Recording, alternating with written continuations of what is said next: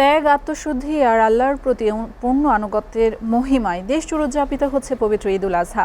রাজধানীর জাতীয় মসজিদ বায়তুল মোকাররম অনুষ্ঠিত হয় ঈদের মোট 5টি জামাত। দূর দূরান্ত থেকে আসা হাজারো ধর্মপ্রাণ মুসল্লির উপস্থিতিতে কানায় কানায় পূর্ণ হয়ে ওঠে মসজিদ প্রাঙ্গণ। নামাজ শেষে বিশ্ব মুসলিম উম্মাহ ও দেশের সমৃদ্ধি কামনায় করা হয় বিশেষ মোনাজাত। হাসাবুল ইসলাম শান্তর প্রতিবেদনে বিস্তারিত।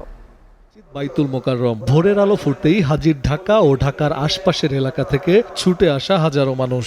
সবার আশা খুশির দিনে হাজারো মানুষের সাথে করবে মহান রবের কাছে ফরিয়াদ। সকাল 7টার আগেই কানায় কানায় পূর্ণ হয়ে ওঠে জাতীয় মসজিদের মূল ভবন ও চারপাশের চত্বর।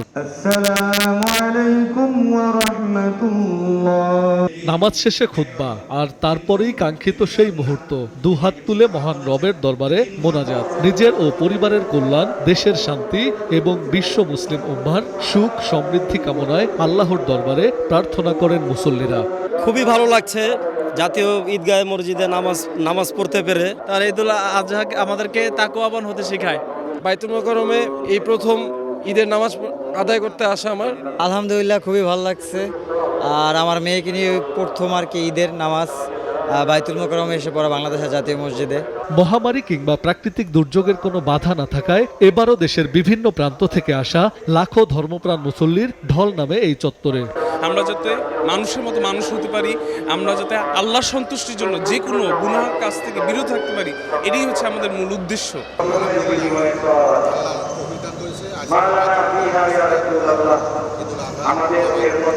আদায় করার জন্য আসছি। অনেক ভালো লাগছে। আমার 2 ছেলেকে নিয়ে ঈদের নামাজ পড়তে আসছি জাতীয় মসজিদে, খুব ভালো লাগতেছে।